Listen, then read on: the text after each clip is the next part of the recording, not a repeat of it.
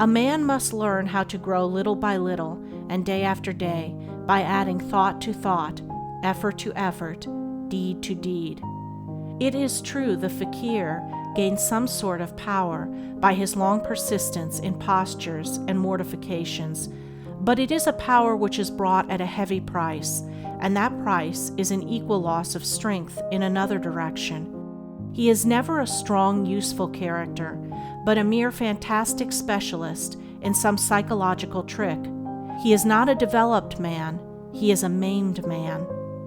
True willpower consists in overcoming the irritabilities, follies, rash impulses, and moral lapses which accompany the daily life of the individual, and which are apt to manifest themselves on every slight provocation, and in developing calmness, self-possession, and dispassionate action in the press and heat of worldly duties, and in the midst of the passionate and unbalanced throng. Anything short of this is not true power, and this can only be developed along the normal pathway of steady growth, in executing ever more and more masterfully, unselfishly, and perfectly the daily round of legitimate tasks and pressing obligations.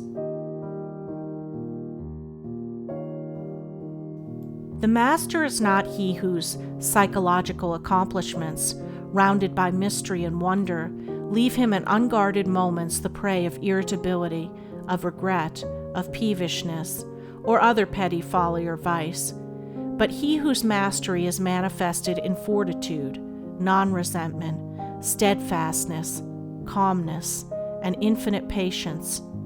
The true master is master of himself. Anything other than this is not mastery, but delusion. The man who sets his whole mind on the doing of each task as it is presented, who puts into it energy and intelligence, shutting all else out from his mind, and striving to do that one thing, no matter how small, completely and perfectly, detaching himself from all reward in his task, that man will every day be acquiring greater command over his mind, and will, by ever ascending degrees, become at last a man of power, a master.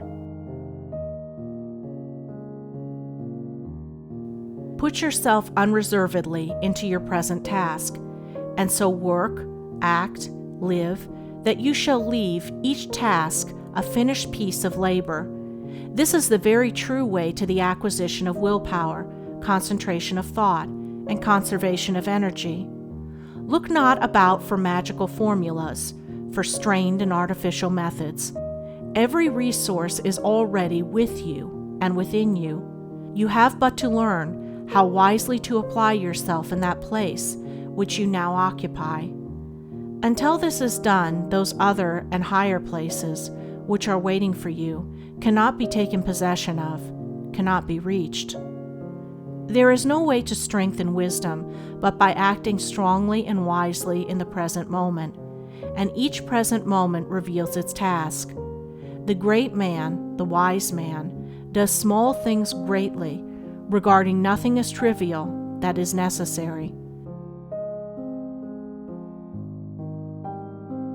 The weak man, the foolish man, does small things carelessly and meaningly, hankering the while after some greater work for which, in his neglect and inability in small matters, he is ceaselessly advertising his incapacity. The man who least governs himself is always more ambitious to govern others and assume important responsibilities. Whoso neglects a thing which he suspects he ought to do because it seems too small a thing is deceiving himself. It is not too little, but too great for him that he doth it not. And just as the strong doing of small tasks leads to greater strength, so the doing of those tasks weakly leads to greater weakness. What a man is in his fractional duties, that he is in the aggregate of his character. Weakness is as great a source of suffering as sin, and there can be no true blessedness until some measure of strength of character is evolved. The weak man becomes strong by attaching value to little things and doing them accordingly. The strong man becomes weak by falling into looseness and neglect concerning small things, thereby forfeiting his simple wisdom and squandering his energy. Herein we see the beneficent operation of that law of growth, which is expressed in the little understood words. To him that hath shall be given, and from him that hath not shall be taken away, even that which he hath. Man instantly gains or loses by every thought he thinks, every word he says, every act he does, and every work to which he puts heart and hand. His character from moment to moment is a graduating quantity, to or from which some measure of good is added or subtracted during every moment, and the gain or loss is involved, even to absoluteness, in each thought, word, and deed, as these follow each other in rapid sequence. He who masters the small becomes the rightful possessor of the great. He who is mastered by the small can achieve no superlative victory.